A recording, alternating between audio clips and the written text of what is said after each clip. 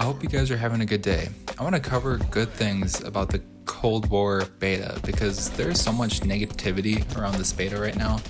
Like pretty much 90% of the stuff I'm seeing online pertains to all the negative things happening in the Cold War beta. So I just want to try and focus on some of the positives and some of the right things that Treyarch is doing with this beta so far.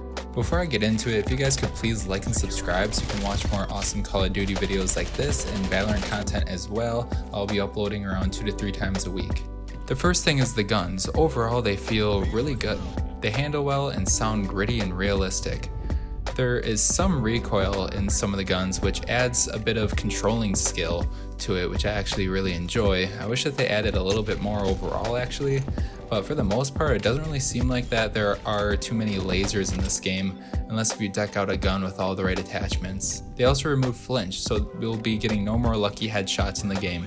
They did add an animation where it looks like that your gun's getting kicked up when you're getting shot just a little bit, but definitely your bullets are still shooting where they should be going and they're not flying up. The Gunsmith is back in all of its glory, as you all know.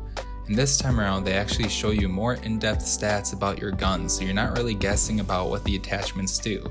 Okay, well in Modern Warfare they did kind of tell you what they were doing, but now we're getting raw numbers in the Black Ops Cold War beta, so we can actually see statistically what different attachments are doing rather than just a bar filling up more or less. For example, we can actually see how fast the gun is shooting now. Overall, the gameplay is smooth as butter. In typical Call of Duty fashion, it feels so good running around and slaying other people down. One huge benefit they added is the FOV, or field of view slider, where you can actually adjust how wide your viewing angle is in the game. This way, if you crank it up really high, you can see things more on the edge of your screen. This has already been a feature in PC, but it's finally making an appearance on console. One of the biggest aspects in this game is footsteps. I know that it's one of the huge talking points in the community, but I think this time around they actually did a pretty good job with footsteps.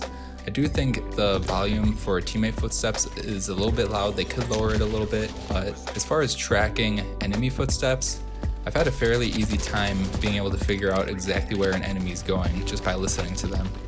Ignoring team deathmatch, in my experience, the maps inspire movement and they have a pretty decent flow. There aren't really any overpowered positions on any of the maps. There are a couple of good spots that you can sit at, but for the most part there's not really like one super mega power position on these maps. There are also plenty of routes to take for you to be able to flank your enemies as well. Not only are the maps overall fun to play, but their aesthetic is great as well. You really feel like you're in Moscow. You really feel like that you're actually in Miami when you play there.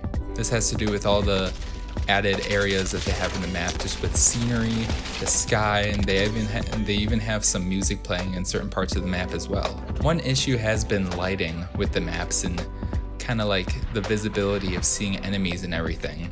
Although that has been improved from the beta from how it was in the alpha, and Treyarch is actively making adjustments. You can actually see it in their most recent update patch notes that they had just last week, where they released everything that they wanted to change, and they were definitely putting in some work for adjusting the lighting so it's going to be easier to see enemies in the environment. It's not quite perfect yet, but they're definitely making tweaks to make it better. It's really nice to see Treyarch is actually heading in this direction to make the overall lighting in the game better. One huge thing for me that I actually don't think enough people are talking about is the class customization. In this game, it really seems to be a perfect blend between classic COD and the new COD. Like I mentioned earlier, we get the Gunsmith, but now we get the 3 perk system, along with field upgrades and the wildcard system. We've never seen a created class system quite like this, and if I'm being honest, it might be my favorite one we've seen yet. With combination of all these different elements, it really adds a nice flavor to creating your own class. I always thought having a 3 perk system worked really well, just picking 3 perks, but then again you got the wildcard system, so you can pick up to 6 perks total. Of course, this is one of those things that I'll really need to wait until the game actually releases so I can unlock more guns, unlock more attachments, and play even more with the customization for classes.